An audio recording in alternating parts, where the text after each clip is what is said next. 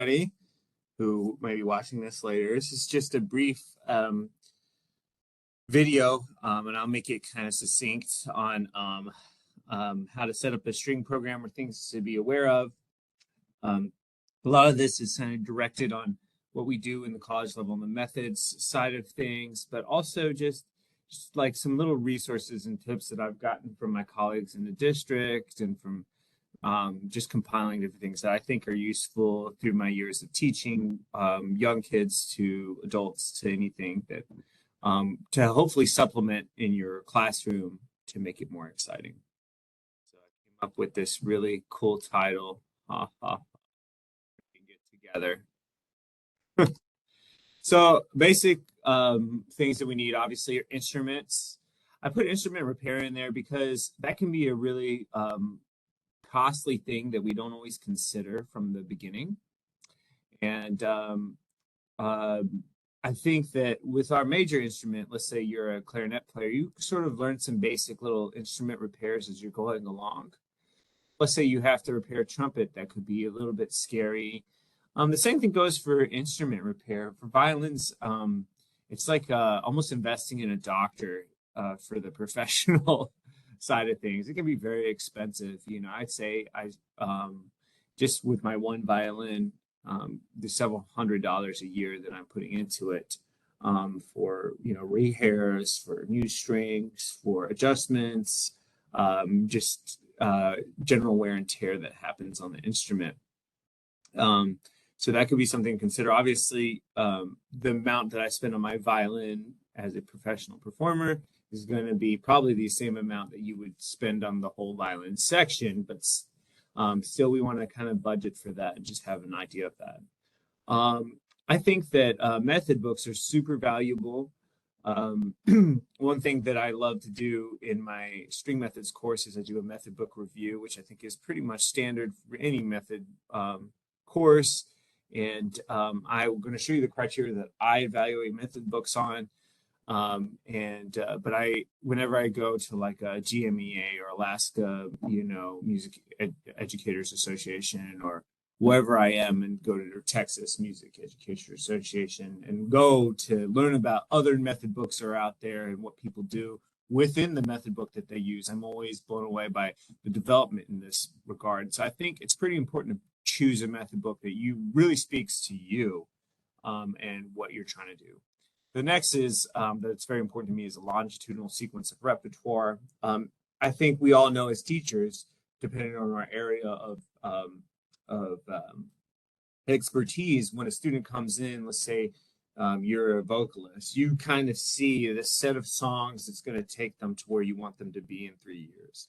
I think that's important, obviously, to do in a classroom setting. And there's so many great lists out there that can kind of help you to do that. And the focus really of this lecture is going to be on supplemental material and how to kind of map out certain things and avoid kind of the pitfalls that occur in string education. I also would never be embarrassed about having additional people and clinicians.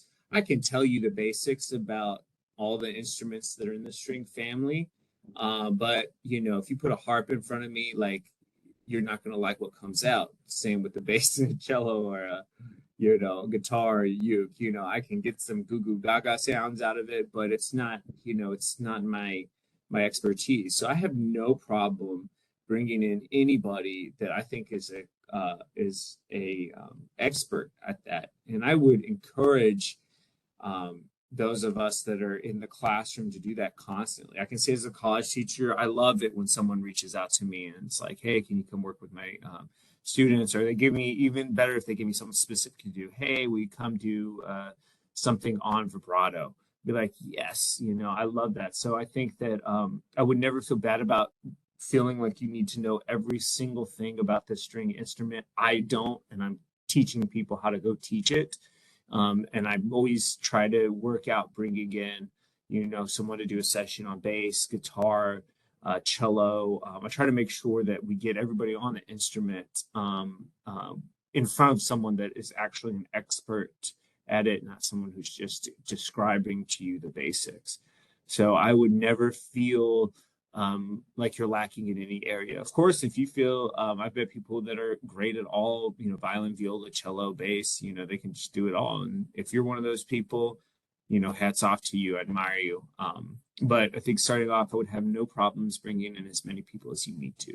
And I've always found it useful for me, and I'm constantly doing this in my head. I write it down for my students in the private setting, and I do it for my orchestra too, to kind of map out benchmarks that I want to see my group get to, which is challenging when you have a different, year per year. It can be challenging to figure out what you want to happen. Um, um, Going from one year to the next year because there are going to be new people coming in and people graduating. All right, so this is kind of a joke. Need guitar help?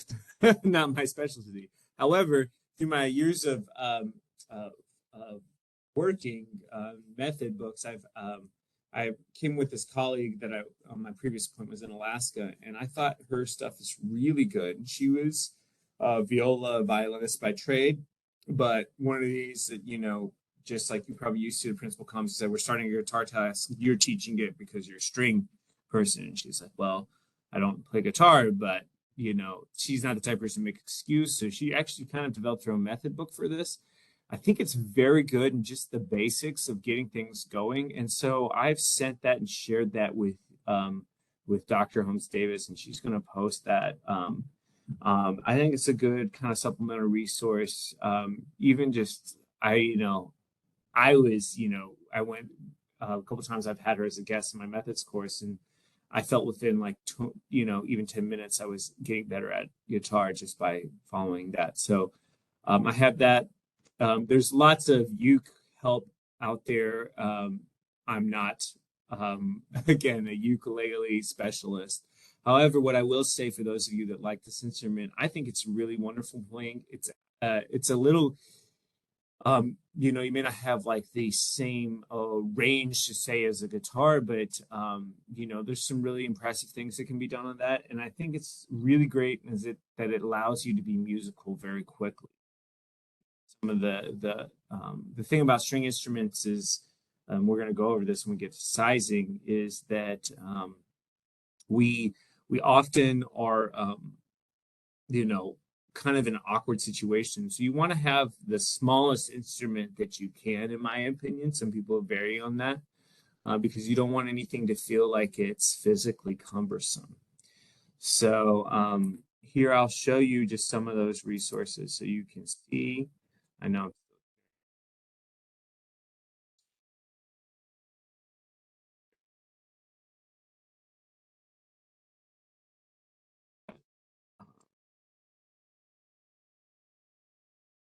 Can you see that, Tina?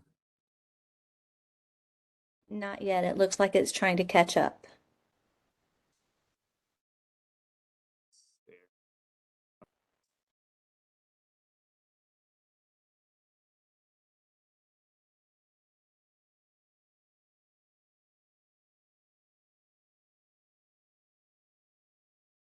Now we see a teaching guitar at the elementary level presentation. All right, so this is what I'm going to send two different documents to you. Here, as you see, she set out her goals that she wants in guitar teaching. There's a blank page here, and then it's going to go to your course objectives and concepts.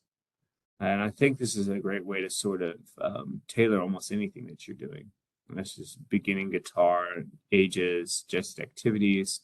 And then here's the actual way that she goes around. Super, super um, understandable, basic, great stuff. Um, the way she brings in, different clefs. She has some uke stuff in here. It's really good. So I can share this with you, and I will ask her later, but I'm sure she will be okay with it. All right. So there we have that. Go back to. Let me take this off.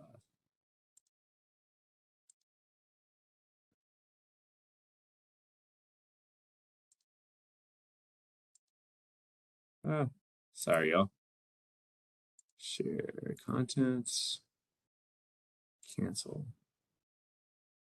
Stop sharing. Let me just do this again. Go from the beginning.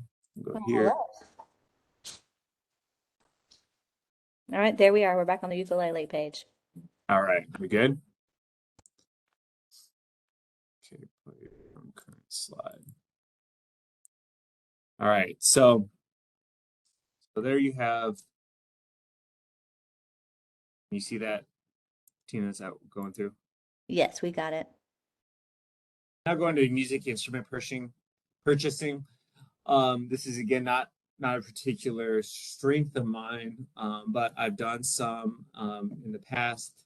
I think we just purchased a bunch of violins from the ELC program, and I think Portman's in uh, Savannah came in with the lowest bid. I know that you always find two or three.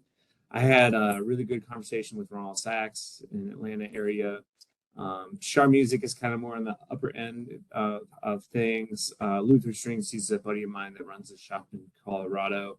Music and Arts, I get little things like if I need like a cheap carbon fiber bow, I'll go there and they give a good quality for what's needed.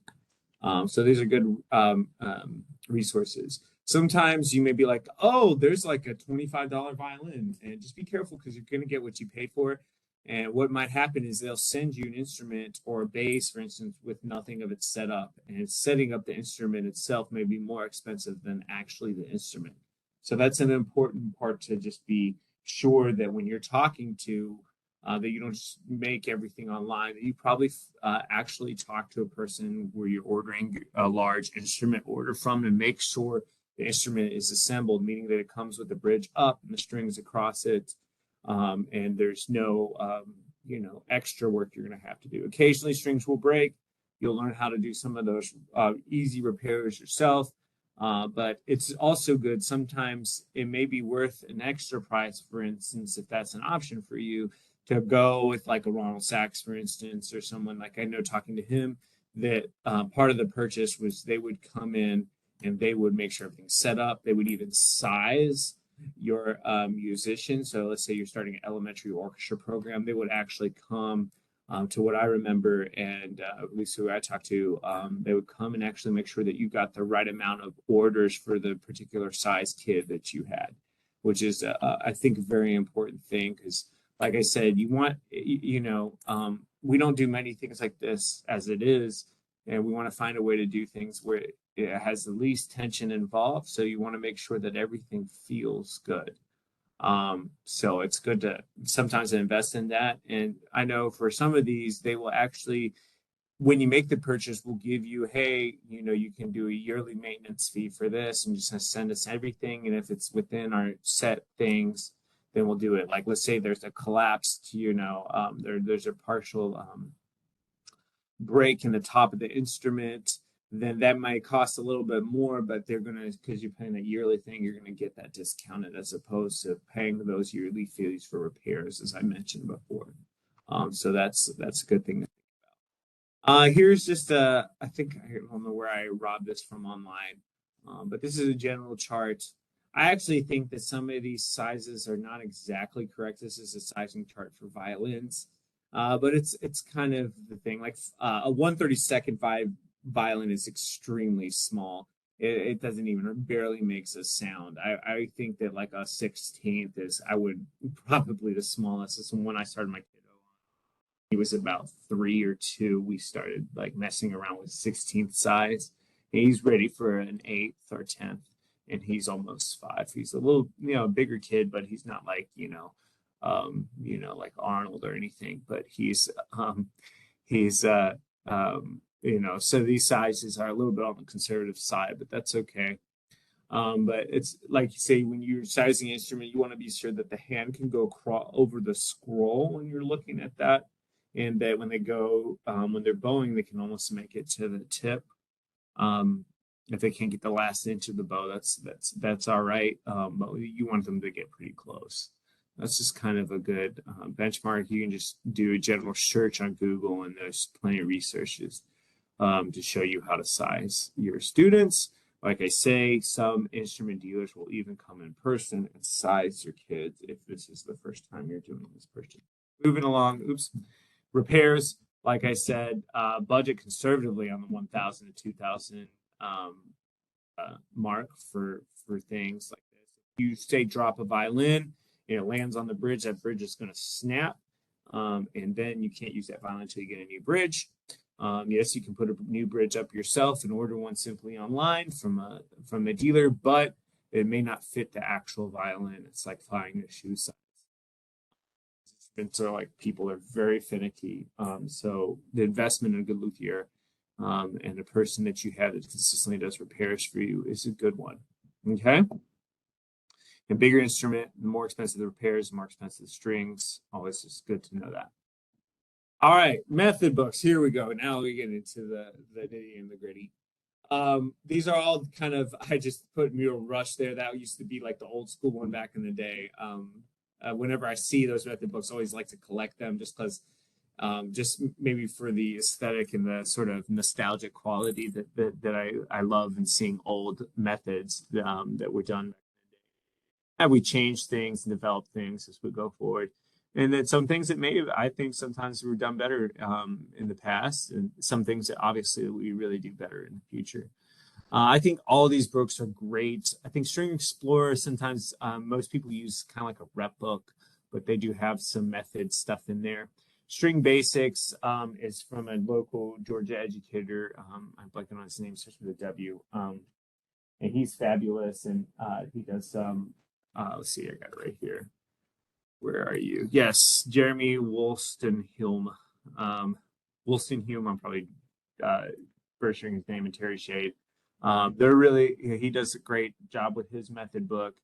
I just think it's important wherever you are to find what, like I found my colleagues who in Alaska.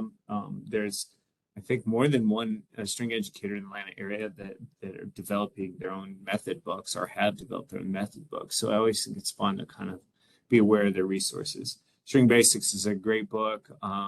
Essential Elements for Strings is a good book too. I mean, and that sometimes is good because it coordinates with whatever the band is doing. Strictly Strings is good. All for Strings used to be kind of one of the most popular back in the day, probably in my generation. That's what a lot of people were using where I was in North Carolina. It was All for Strings. All these are good. And we're going to go over kind of what to look for. I think really, and we'll go at the end, is what's really most important is for you to tailor something that works for what you think of. But when I do a method book review with my young budding teachers, this is what I want them to look at.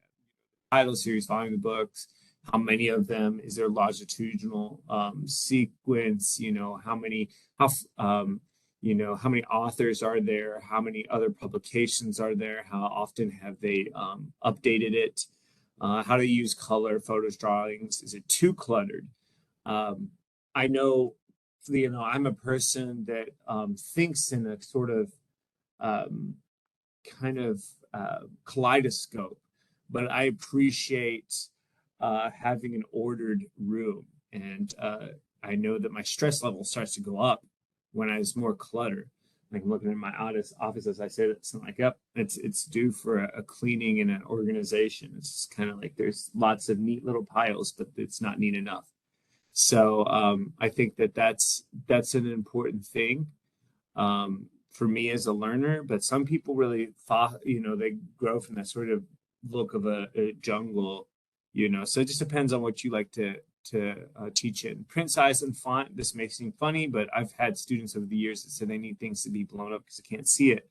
That's also important, age appropriate. As someone that loves to teach all ages and ability levels, I might have to tailor, let's say, a shifting exercise, moving from a lower position to a higher position, is shifting based on working with an adult or working with a young kid.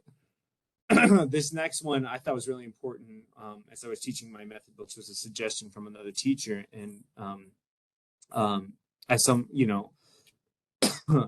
I didn't really consider, thinking about this until he really put it to me. He's like, hey, look, if I'm teaching in like Memphis, in the Title I school districts, or in some of the, more populated areas, having a picture of all, Caucasian American people playing the instrument is not going to resonate immediately with my students. And you may not realize it until you're actually in that situation. Like, oh, wow, all these pictures are of boys, or all these pictures of girls. That's not to say that, they can't get something really useful from the method. The method book is evil if they haven't considered this.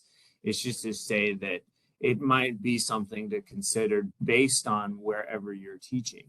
And this can be different in any situation. Say, like you're teaching in Alaska, one really needs to consider, native content in their educational delivery, because there's a higher population of native peoples there, where you may not run into that as much in middle Georgia. Just to kind of be aware of your environment and what you're choosing in your method book can be something to consider. It doesn't have to be something, that you cancel in your brain. You can still use it. I'm just saying that sometimes that can be something that we want to think about. Content, are there instrument specific solos? Is there any music history, theory, composer bios? Sometimes that really resonates with students that are the historical kind of buffs. Some people love the checklist, like the, stars on the wall, fingering charts. I think fingering charts can be really important for kids because of the way the instrument's set up, either tuned in fifths or at the bass is tuned in fourths. That itself is a new way of thinking. Supplementary games and activities, scale studies, instrument care, glossary. These are things that we want to evaluate as we're looking through a method book. And curriculum, you can read as you're going, speed, how are new concepts introduced.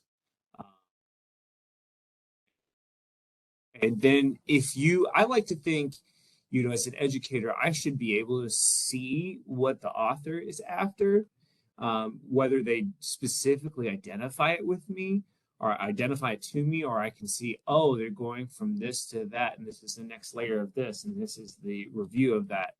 I think that that's really important. Say, like, you're teaching, fingering, that you teach, maybe, one finger, you teach one finger each string. Are you teaching setting the next finger? Are you teaching walking the fingers, lifting and walking? And then, how are you doing, getting into shifting? These things I think are very important to see that longitudinal development.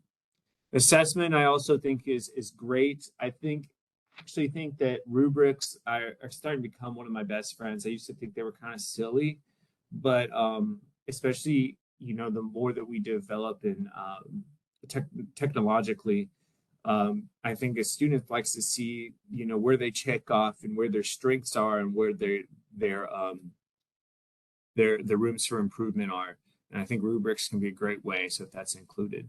Supplements, and this is what we're going to talk about. There's really a drive, and some of my colleagues are really into this, to sort of modernize the room.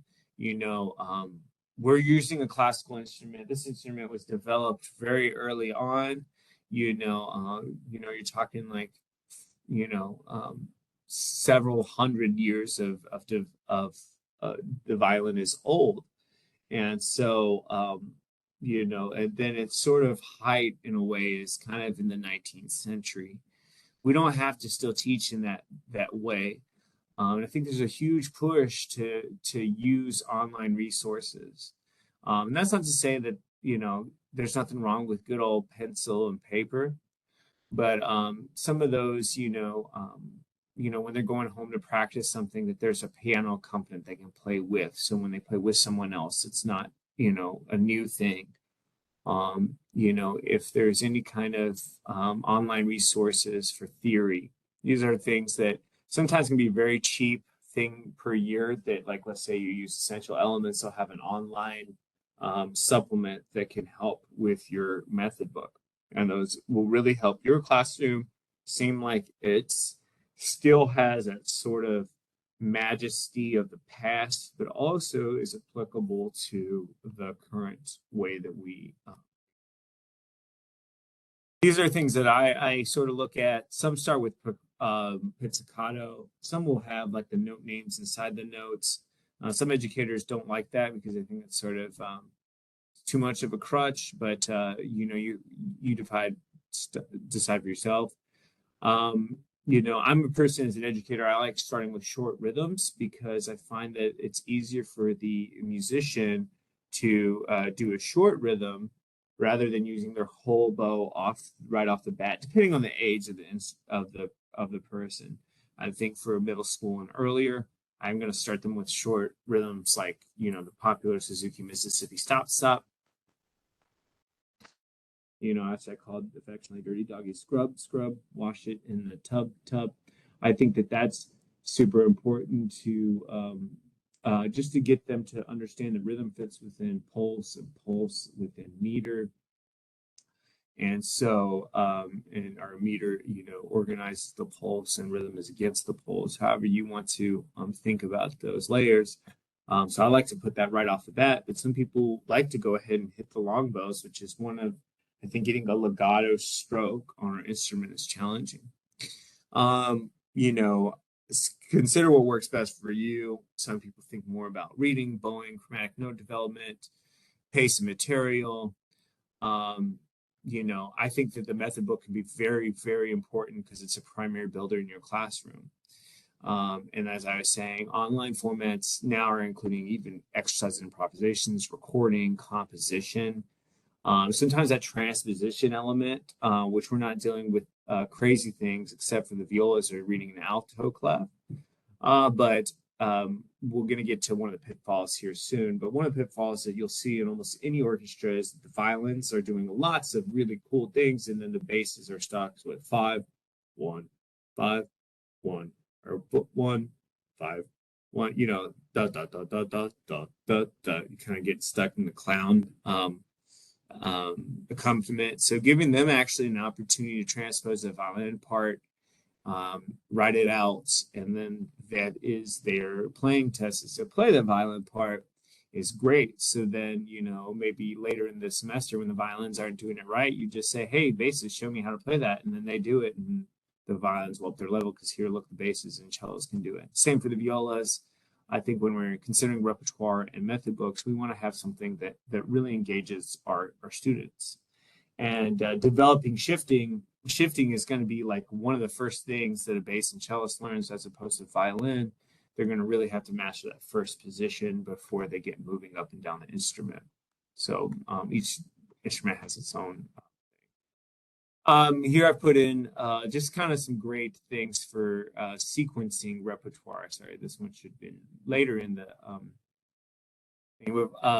as we're looking at, obviously, we're working in our method book, but our real development is really moving through repertoire. And so how one approaches that can be a very important thing. I put in some good lists, and this is one of the things I'll assign methods students is find a longitudinal list for repertoire. And I've also just kind of put some important composers that you're going to see a lot of. Richard Meyer, I think Brian Baumage's stuff is really good, very creative, and very tailored to our levels. In our graded level 1, 2, 3, 4, 5, and he's very good at writing great things in that. As is Sunny Newbold, Sandra Dachau, Merle Isaac, and Richard Meyer has some really great stuff. Caponegro, you're going to see some really good things, especially at the early levels, are very good. And if you just do a general search for repertoire sequencing at J.W. Pepper, Alpha Music, or Hal Leonard, they're going to pull up several works, new works, and old works that are there. I put this Jeff Manukian IMSLP page up because let's say like you're traveling to the Middle East and you got to start a string program. And you're like, oh crap, I can't take like my entire library. Then his is available on IMSLP. And the cool things about that is that he has his own compositions.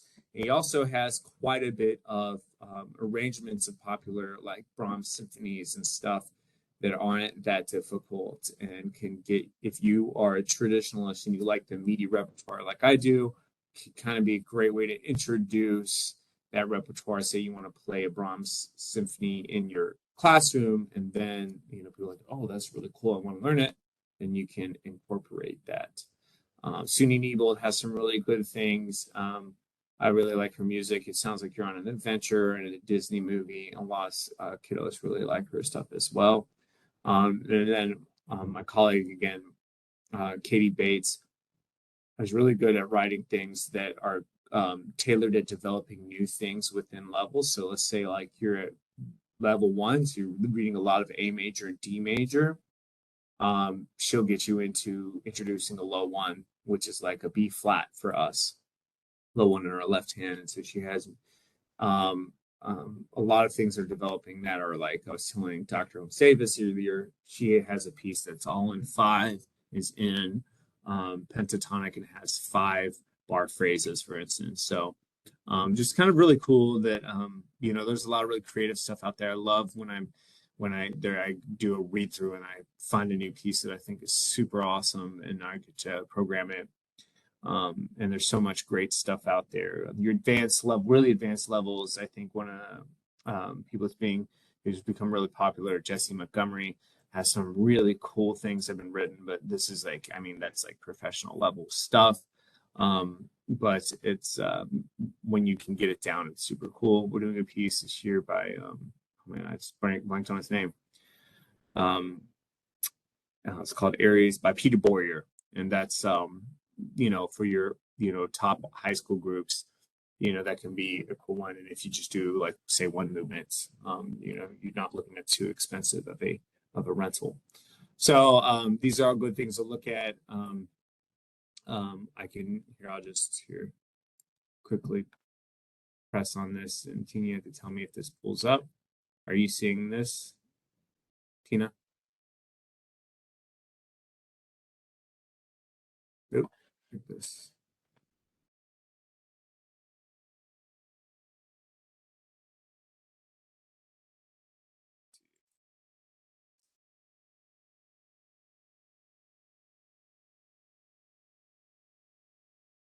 Are you there?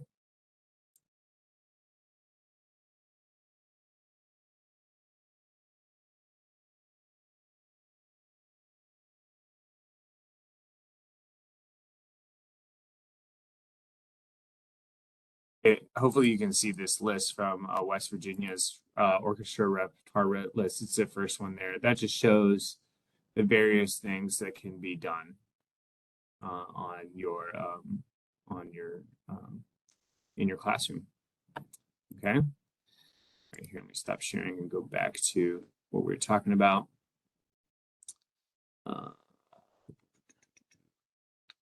Share my PowerPoint here again. Share. All right. Here we go. All right. So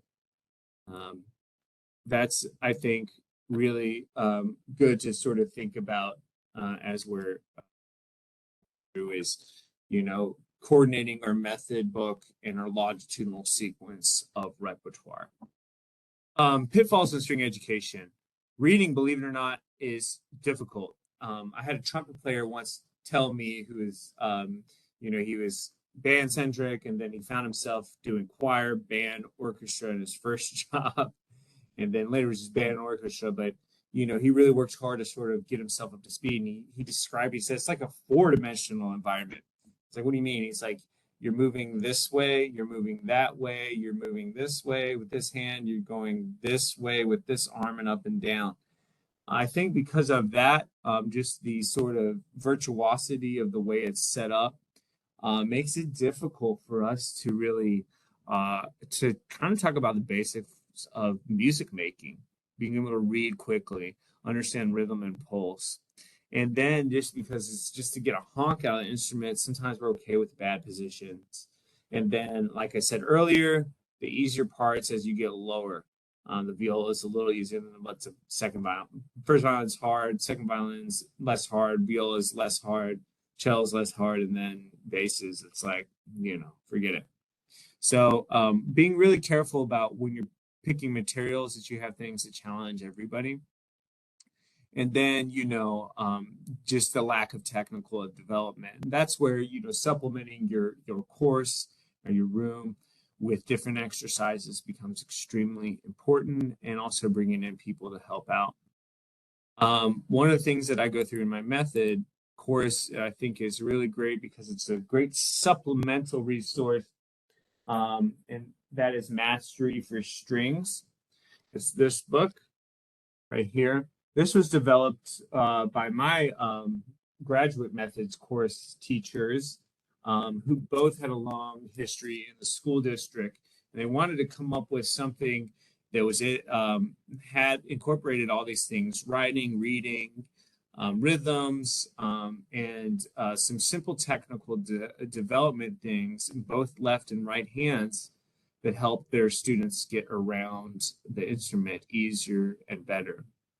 And so I think that that can be a great thing to do. Another book that I was developed again by another Texas music educator, and that is String Play by Phyllis Young. This is filled with nice little fun games that are fun for almost any. For instance, one thing that I like, of course, within certain groups, it's not always.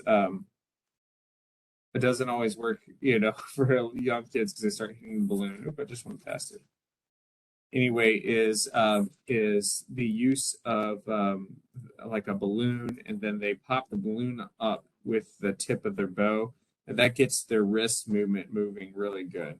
And that can be one that you might use. She's got all hundreds of games in here, and she's also got another book called The String Game, playing the string game. This woman taught till literally the day she died.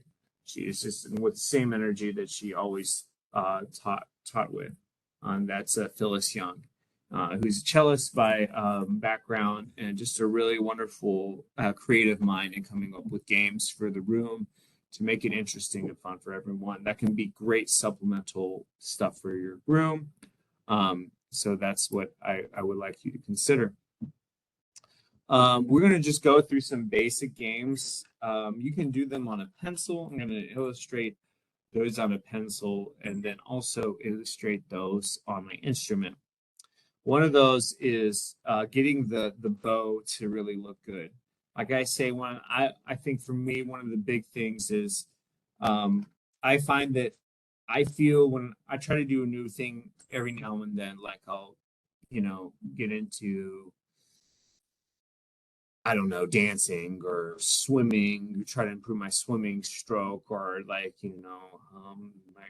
try to learn some different martial art or boxing or, a yoga I got really into at one point. And,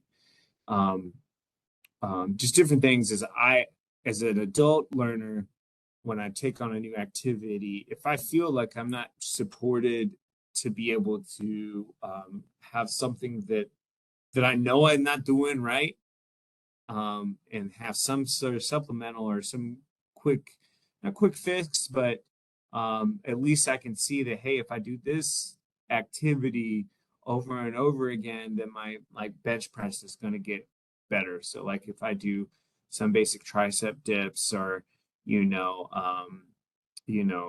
work on this, then I'll be able to lock out my arms better, or not lock out my arms, or at least get to the end of the rep in my bench. Or, if I'm, looking to do this one stretch, then my flexibility improves or whatever. I get discouraged though if I'm not supported with that technical information, just kind of said doing over and over and over and over again. So I think that if I feel that way as an adult, I couldn't imagine what it might feel as a younger person in frustration. So I like to find things that can really help supplement your room, with those exercises. And they're fun, and I use them for even adults. One of those is just discussing the general position of your bow hand. If you can see my demonstration on a pencil. So here, let me get in front of the camera there. These are the parts of the bow hand. It's very close to what we'll have for the lower strings. They won't put their pinky on the top, they put their pinky over with the third finger. But and sometimes actually, I even have had educators say that they like to start the pinky up on top, even for their cellos and basses, because then the pinky has that nice strength. The first part of the bow hand that I teach, and you don't have to do it my way, is alligators in the swamp, and those are my two middle fingers. Those are going to go as low as possible. That's because that gives me a deeper tone. And then on the end of that, I'm going to make sure my thumb is bent and across from my second finger. The stick of the bow is in between the first and second knuckle, which I call the medial phalange, and the bend in the pinky is nice and curved. Okay, so it's looking like that. Okay. And then from here, as soon as I set that hand, alligators in the swamp, the stick of the bow between the first and second knuckle and the pinky curved and on its tip, that thumb. As soon as I get that set up, I'm going to start moving that. So the first one we can do is the windshield wipers. Okay, so you can have them do it with their pencil. You can invest in some box violins, which I think is a really good idea if you're teaching young kiddos. And then you can go straight into the bow doing the windshield wipers this way. Okay. And this is really excellent. All right. And then this is actually the last one, but one you can go into is just tapping the bow on your shoulder and then eventually on the instrument. So you can come up with a different rhythm, like Tinga rhythm, like cookies and candy, cookies and candy, or dirty doggy, scrub, scrub, wash it in the tub, tub. And right there you have them doing an activity that is engaging their hands. All right. Then another one I like to do is the alien saucer. I have them stare at the tip and go, we'll make a funny sound. Woo-wee, woo, woo-wee, woo. So they're looking to rotate that. And what that's increasing is this pinky flexibility. It's now moving a lot more. You can come back to the pencil and have them incorporate this into a circle on a pad, or even draw their name. And that's again getting their pinky seps nice and strong. And then, as we've done windshield wipers, taps, alien saucer, then we can do Edward Scissorbow. Another one I call this is the eraser. And that's going back and forth on the erasing whatever we just did, or Edward Scissorbow if you're a Tim Burton fan. That goes back and forth on the shoulder. And that's really useful. Then another thing that I think is useful is the Santa Rita. This one helps you use your pinky and your wrist. You can even have them hold their arm and do this way. And they're going to get the oil and coming back up, going to get the oil, coming back up, going to get the oil, coming back up. This is Santa Rita. Santa Rita is the first oil rig in Texas. If I'm in Alaska, I call this Katala. Katala is the first oil rig in Alaska. All right. So we have those. And then the most advanced one is the one that's called Jeté Plie. I actually will have them get up and go in a first position in ballet and do a plie and then do a jeté. Plie is a squat in ballet, but just to get them moving, and then plie is a jump. So here you're generally in a plie position when you play the bow. Everything's nice and curved. And then the jeté is you just push your fingers down. Then plie, you bring it back up. Jeté, plie, jeté, plie. And right there, you've covered almost every movement that they'll make with their bow in their fingers. And a great educator of strings, Ivan Galamian, said that the right arm is a system of springs and pivots, and this gets you using all those within your digits and your wrists, so within your fingers and wrists. Okay, that's also straight from the Masteries book by Dr. Scott and Dr. Dick. All right, I like to, with whatever exercise I'm doing, even that windshield wipers, Santa Rita, bow taps, you can use some of these rhythms that you see. These are the 5 rhythms that are used frequently in the Suzuki repertoire that cover your first 5 your first 5 I'm losing my thought here. My first 5 variations of Twinkle, excuse me. And so here I would incorporate those to your bow exercise. Like you can tap the rhythm, dirty doggy, scrub, scrub, wash it in the tub, tub. B would be ice cream, cone, ice cream, cone. Down, wiggle, up, wiggle, down, wiggle, up, wiggle, and then the berry rhythms, our favorite: strawberry, blueberry, blackberry, strawberry, blueberry, whatever you want. Mississippi, Mississippi, Mississippi, Mississippi. When I was in Ohio, Cincinnati, Cincinnati, Cincinnati, Cincinnati. All right, so all different things that you can try. I like using short rhythms to repeat notes because then it gives us a chance to think about what note we're changing with the left hand while working on a nice staccato stroke in the right hand, so that we always remember the left hand sets itself first and the right hand goes next. All right. Now, one of the pitfalls that I think I may not have included on my list is chromatic development. I can include in one of the slides. Chromatic development for string players can be delayed. As for wind players, they don't like to read in like 5 sharp keys like B major. Like, please mark it down a half step B flat. Please transpose it there for us. Or they don't like to read in like A major, or E major. For string players, we're the opposites. Flats are like start freaking out, the more flats you see. I personally feel that this can be developing a person's sense of keys, of all 12 major keys soon. It can be accomplished actually within, if you have an excellent educator, it can be accomplished even within the first year of learning, if not the first 2 years, depending on of course, the age of the classroom. And as long as there's really great setup and posture, that it is, as I'm leaning back in my chair, it is something that can be accomplished. In this book that we have, and here I'll go to my next thing here to share. Get out of this. See it. Share the escalators.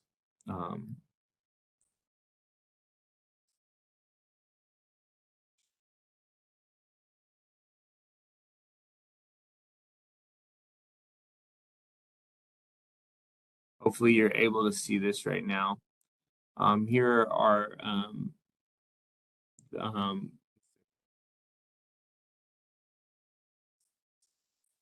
here are escalators. Escalators is working on chromatic development so that when we learn to slide our fingers for violins or for other instruments, shifting into some of these half steps, we can get out of our home keys of G major, D major, and A major, which are going to be the first keys that we read as string educators. I think it's super important just because it doesn't limit the ability of my students to learn. So here's how that will look. What you'll do is you'll take one of these exercises, let's say the violin on each string, and this is working on, from your perspective, we were thinking about the left hand as a map, or the fingerboard as a map, moving longitudinally. So you're moving up and down the instrument. So you have, I'll take one rhythm, B, play, C, natural play, C sharp play, D, play. Then repeat D, play, high 2, play, low 2, play, 1, play, open, play. So right there, I described going up using your fingers and also using your names of the notes. We'll go back to stop sharing. Go back to our. So, oops. You can still hear me. All right. So hopefully, as you're doing this, you can see that this one is developing your ability to move up this way, and we're sliding just the second finger on each string, okay? And so what I think is important is the escalator is developing our chromatic development, which then allows you to, say, go through a G flat major scale, where you can go around going G flat, play, A flat, play, B flat, play, C flat, play, and so forth. So I think using that escalators allows for us to alter it. Like let's say we decide to just slide the first finger, slide the third finger, but the escalators in its original form, we're just sliding the second finger for our chinners, which are sort of violins and violas. That allows them to develop chromatic development, and then allows them to then get into more advanced repertoire quicker. Okay, so that is again longitudinal development. Then the next one, obviously, as after you get to a point where you can slide the 2 on every string, then you slide the 3 on every string, then you slide the 1 on every string. Then it's getting to move from first position to the third position and learn those notes too. So shifting for the first violins, which again is going to happen day 1 for your cello or your bass players. And then this mastery book includes those fingerings so you can get more familiar. If you're not a string player, then I would say violin should be your teaching instrument, just because it's easier. It's the most mobile, smallest. So I would use that as your teaching instrument. All right, now let's go back to our PowerPoint. Sorry if I'm going through this really quickly. Difficult to just talk to a screen with no interaction from people. But here, let's go to this. After, or here, before I start that, let me show you this. After we get moving on in each individual string, the next thing is to think about our movement laterally. So from our perspective, moving this way. You want to accompany that with the elbow swing. So elevators is going to incorporate this.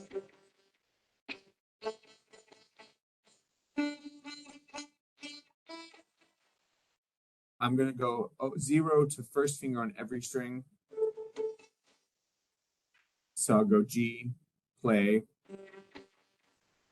A, play, D, play, E, play, A, play. Keep going. Then at the top, F sharp, play.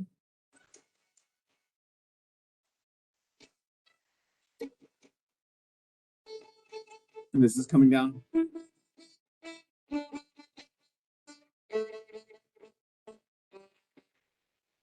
And there I've developed now the lateral movement. So I can do any 2 finger combinations, 1, 2, 1, 2, 1, 2, 1, 2, going to high 2, going to low 2, 1, low 2, low 2, 1, low 2, 1, 3, 2, 3, 3, 4. The possibilities are endless. And this is called elevators. So I'll show you what that one looks like. Showing you that content. Share. Let's see. Here we go. Share. Here, these are still escalators, and this is elevators. So here you see you have your various elevators. I like to again incorporate the rhythm, either one of those 5 rhythms that we have for Suzuki, because it gives the student time to think about what their next note is. And then I incorporate that into around the room game, where like I'll go around the circle of people that will say either finger numbers, string names like G, play, C, play. And when I do it with the orchestra, I'll have it start from the C string or the low E for the bass players, so that then we can hear how the whole elevator works across the entire orchestra. So the lowest string is going to do their open, and then 1, so C, play, then D, play, and then everyone else will jump in as we get to the G string. So I think that's super valuable to incorporate into the room, just because it's developing our ability to move across this one movement. As I was saying from the trumpet player, this is another dimension that you're dealing with, and the good thing is the elbows move together. So and then I have them incorporate the rhythm, because then they can go around the room. Let's say you have the cello player say C, and then his or her stand partner will give the next note, and then the other person will then do the next string. And then I get to a point where it's so facile where I can just point at people, or call out, maybe not point, but call out names. So then people have to be ready in rhythm to say the next note. And if they're not, then I just move on to the next person. So that kind of helps us think ahead about if we're doing, let's say, a 2-3 elevator using a second and third finger on every single string, what that's going to be. And here this is incorporated for all the instruments so that it can be played in a using the rotating elbow in a class. This was developed by these two individuals, incorporating a famous exercise by a 19th or 20th century virtuoso master Izai, who had one basically that had us as a warm-up exercise to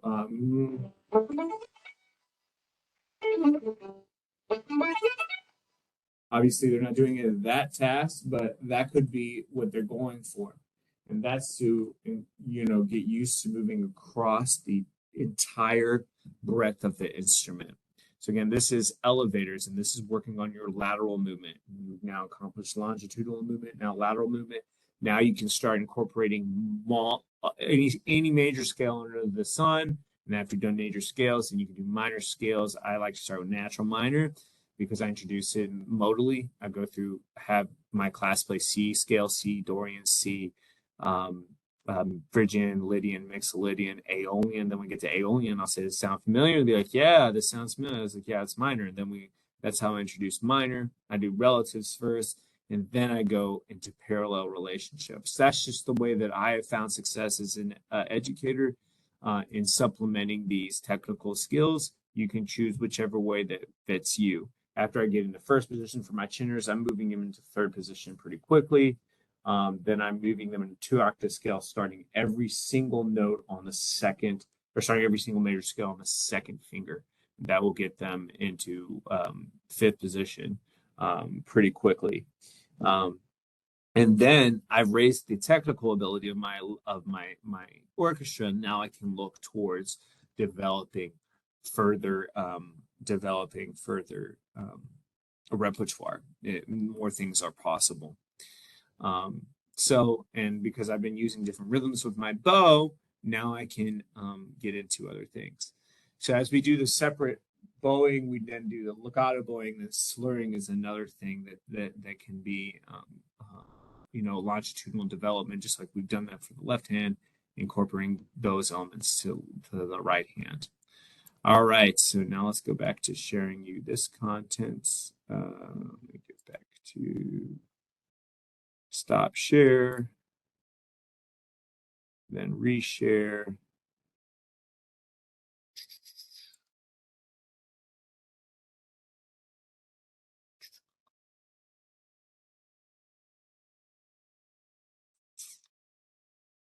Whatever that is. Okay. So again, saying then playing, and then eventually after everyone can sing and play, then you can take out the saying and playing. So then you're just going straight through the exercise. And then I would have each note has a rhythm on it, so that way they have time to think about the next note. Then the next layer of that is taking out the rhythm, so they're just going straight through the notes. All right. The last thing that I want to share with you is just some more supplemental resources that one could use. And that is these two websites. This is, hopefully you're seeing this right now. This is the websites of Mimi Zweig and then one of my teachers, Kurt Sassman's house. This is a really good, useful thing. Again, this is a lot of this is, I realize, centered on violin and viola.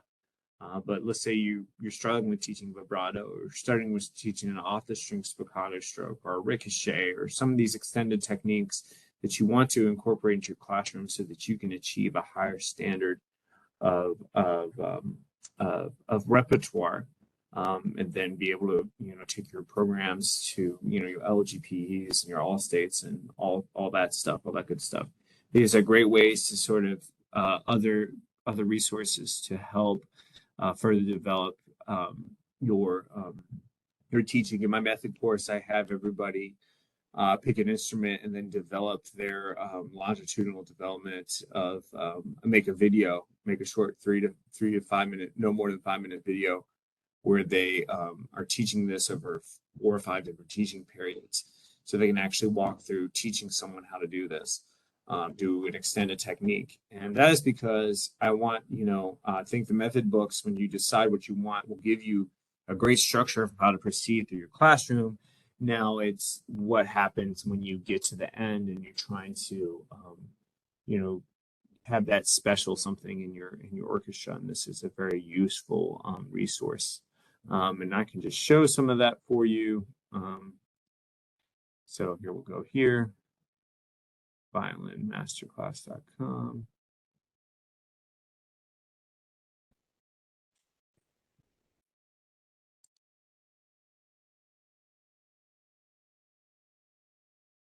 Yeah, let's see.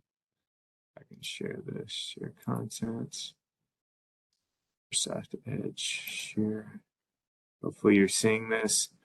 And here, there's so many great videos. You have even a graded repertoire list for violin, piano, violin solos. It's on violin, and then you have see performance videos. Let's see what we have here. I've been on this for a long time. Video tutorials here. Let's go here. All right, here we go. So you have stance, right hand, left hand, scales, arpeggios. Let's say let's go to left hand here. Like vibrato. This is a big one that people will always ask of. You have the definition and you have exercises that help lead different ways of doing it. He talks about wrist vibrato and arm vibrato. And then obviously it starts getting into some different, more advanced things, but each video is no more than 2 minutes, 3 minutes.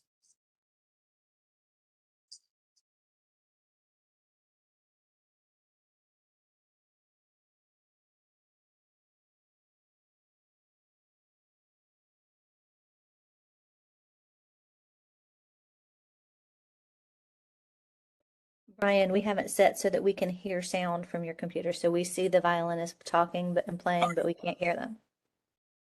What I need to do? I don't think we can do it without stopping and restarting. We'll Oh, need okay. to set your settings to share sound. Oh, that's all right. I think I'm just showing. So Dr. Holmes has just informed me for the recording that you can't hear this.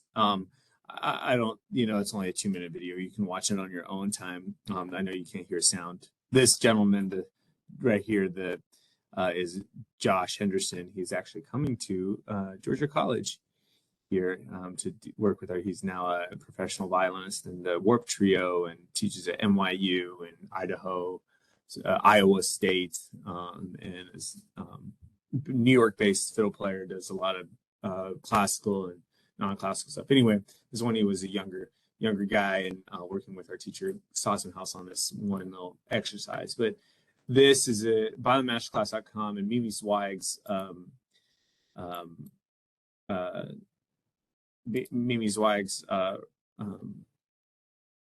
website are great video tutorials to doing this that I think are they're leading educators, so they're not just nobodies. These are been doing it for years and years and years and years and years, almost all over the world. So a great supplemental resource for your classrooms. Okay.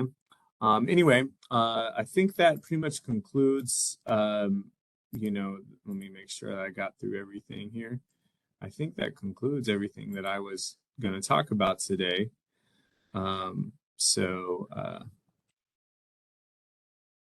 I think, Dr. Holmes Davis, is there any questions that you might have? I think my last thoughts would be is we were just joking about professional development before we started the thing, and I was telling her that sometimes we can get maybe I don't know if it's prideful or insecure or just finding the time for professional development can be a challenge. I value it a lot. I do it constantly for my playing, for my teaching, for my conducting, and for my management, for my brain. I always think that that's, I just want to continue to, for my body, too. I always want to continue to be a better version of what I can bring to my whatever environment I'm in, whatever community I'm in, to my students, to my friends, to my colleagues, to my family. So it's I wish I could, if I could get paid to do that, I would just do that. So I think it's really valuable to seek those resources. And if you ever need my help, or if I can't answer it, then I'll find someone that can. I'm very happy to do that. Just because I've been so eager to look for it myself. If I don't know that quick answer or fix, then I know where you can find it, usually if it's string related. So I just encourage you to continue to look that way, and not to feel like you need to know everything for your classrooms. I just think, especially with this modern age student, they don't think it's funny unless it's on their cell phone. So a lot of times it's just kind of hard to engage with them at their level. So that's why, looking for like a method book that has that visual aspect, or like this biomasterclass.com, is short minute and a half video that can quickly show students how to do it. You demonstrate it, we all demonstrated. I think that engages them. I'm always impressed when I walk into a classroom where I can see the traditional way of making music happening, as well as some incorporated element of where we live now. So kind of having that form is really, really great. So we're still doing stuff, though, honoring the tradition that we come from, but also incorporating new, exciting ways to get us out and getting kids moving. I think kids need to stand up, move around the room, do some funny things with their bow. So the string game is really fun. So finding supplemental resources, just so we can take. I agree. I'm a person that thinks that there's something to be said about doing something consistently over and over and over and over and over again to develop good habits.